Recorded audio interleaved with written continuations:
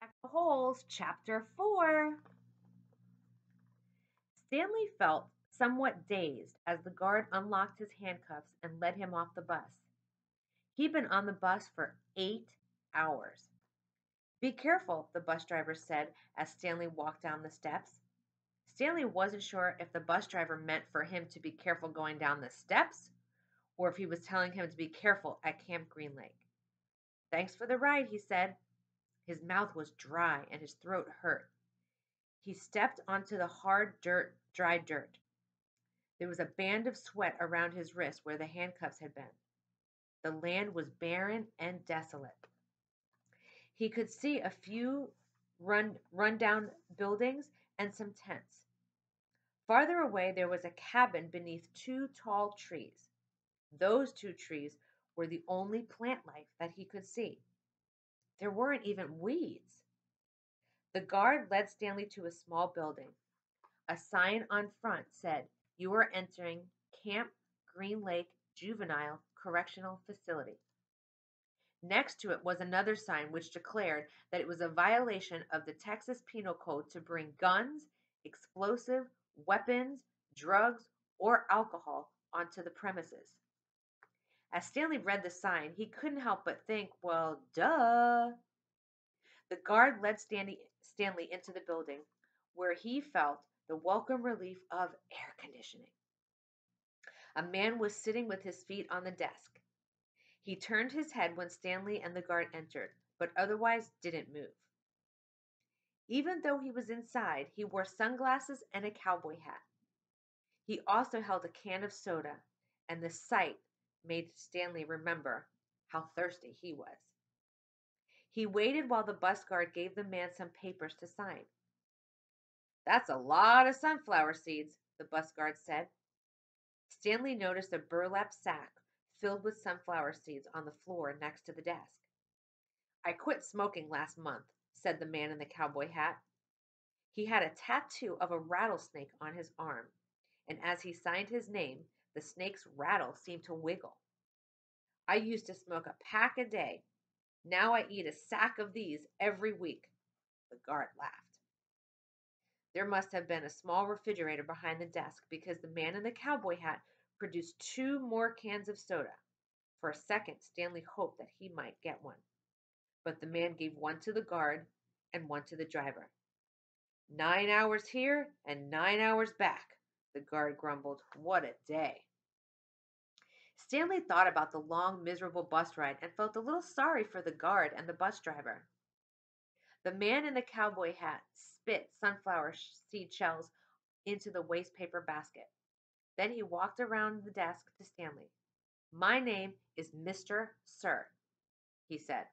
"Whenever you speak to me, you must call me by my name. Is that clear?" Stanley hesitated. Yes, Mr. Sir," he said, though he couldn't imagine that that was really the man's name. "You're not in the Girl Scouts anymore," Mr. Sir said.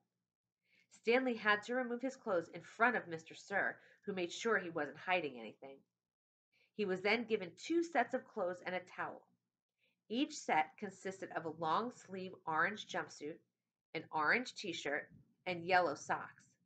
Stanley wasn't sure if the socks had been originally yellow or if they were once white. He was also given a pair of white sneakers, an orange cap, and a canteen made of heavy plastic, which unfortunately was empty. The cap had a piece of cloth sewn on the back of it for neck protection. Stanley got dressed. The clothes smelled like soap. Mr. Sir told him he should wear 1 set to work and 1 set for relaxation. Laundry was done every 3 days. On that day, his work clothes would be washed. Then the other set would be given to him for work clothes, and he would get clean clothes to wear while resting.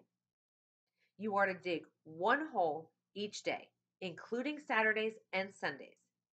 Each hole must be 5 feet deep and 5 feet across in every direction. Your shovel is your measuring stick. Breakfast is served at 4:30 a.m. Stanley must have looked surprised because Mr. Sir went on to explain that they started early to avoid the hottest part of the day. No one is going to babysit you, he added. The longer it takes you to dig, the longer you will be out here in the sun. If you dig up anything interesting, you are to report it to me or any other counselor. When you finish, the rest of the day is yours. Stanley nodded to show he understood. This isn't a Girl Scout camp, said Mr. Sir. He checked Stanley's backpack and allowed him to keep it. Then he led Stanley outside into the blazing heat. Take a look around you, Mr. Sir said. What do you see? Stanley looked out across the vast wasteland. The air seemed thick with heat and dirt. Not much, he said.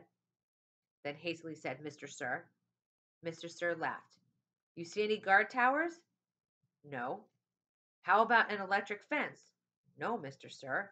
There's no fence at all, is there? No, Mr. Sir. You want to run away? Mr. Sir asked.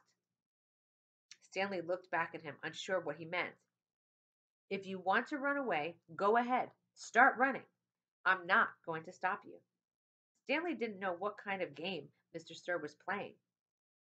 I see you're looking at my gun. Don't worry, I'm not going to shoot you. He tapped his holster. This is for the yellow-spotted lizards. I wouldn't waste a bullet on you. I'm not going to run away, Stanley said. Good thinking, said Mr. Sir. No one runs away from here. We don't need a fence. Know why? Because we've got the only water fountain for 100 miles. You want to run away? You'll be buzzard food in 3 days. Stanley could see some kids dressed in orange and carrying shovels dragging themselves toward their tents. You thirsty? Asked Mr. Sir. Yes, Mr. Sir, Stanley said gratefully. Well, you better get used to it. You're going to be thirsty for the next 18 months. That is the end of chapter 4. Doesn't sound like a camp I want to go to. What about you? See you soon for chapter 5.